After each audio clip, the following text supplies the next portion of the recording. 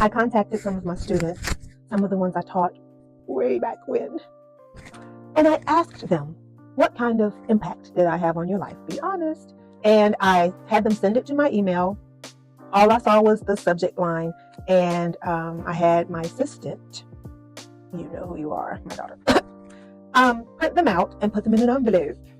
So I'm going to open this one. She didn't seal it. She just stuck it in the envelope, wrote, the subject line on there, which you cannot read because it's backwards. But the subject line is, to the teacher who taught me unconditional love. My first impression, wow, that's a pretty tall order. That's a very humbling statement. I don't know if I actually did that, but I'm going to read her letter now. It's a little bit, my stomach is, so let's see what she said. I only have one try at this because I cannot fake a first impression. So I'm reading.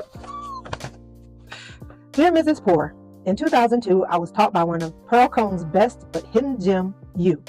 From the first 6 weeks of your class, you reawakened my love for writing.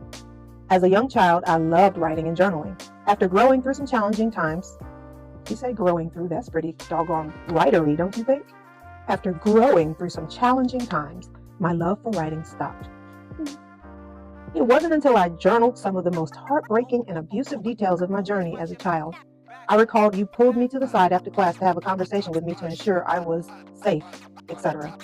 Not only did I feel safe enough to talk about it, I was reminded to keep writing. You were more than just a teacher to me. You are a mother and protector. Let me pause here and give a little bit of background. I originally wanted to go to Nashville School of the Arts. However, due to timing, the unnamed school was the best option at the time.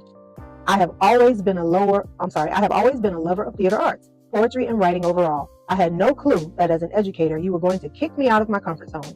I still remember when me and several other students got in the van and decided to audition at a competition.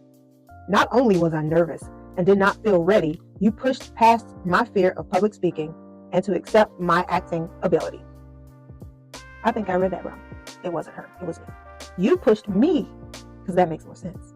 You pushed me past my fear of public speaking and to accept my acting ability. This made me realize you are more than just a teacher. You are an encourager. Years later, after reconciling to the Most High God, our paths realigned. God knew I needed encouraging in that season of my life. I enjoyed days of fellowshipping with you, Daddy T and the kiddos. Never will I ever forget that time I took your daughter and son to the park. She said their names, but I'm not going to. Days spent at church, praising and fellowshipping with the family. Deep down, you all as a family gave me hope about family unity. I got an opportunity to witness God's glory and unconditional love shine through you all. I saw not only just a teacher during the season, I saw God's mighty prayer warrior in you. I can't even tell you how many times I cried on the way home after leaving you all. I thank God for you then, I still thank God for you now. As an educator and one of God's mighty warriors, you taught me not only how to find my voice, but to use that voice for God's people. For that, I was forever grateful that my path got aligned at unnamed school, and I ended up in your class during my sophomore year. Thank you, Mrs. Poor, for being you. With love and coconut oil. Name undisclosed. And no, you cannot see it. Yes, it is a real letter. Thanks for unnamed. I'm going to call unnamed Safe House. And I'm going to write on my letter from Safe House. This was very sweet and kind. I'm not sure I can live or did live up to all of that she said, but I appreciate it very much. And I'm thankful that I got to cross paths with Safe House because I love her very much. As I told you guys in a previous video, I love my babies, and I still do.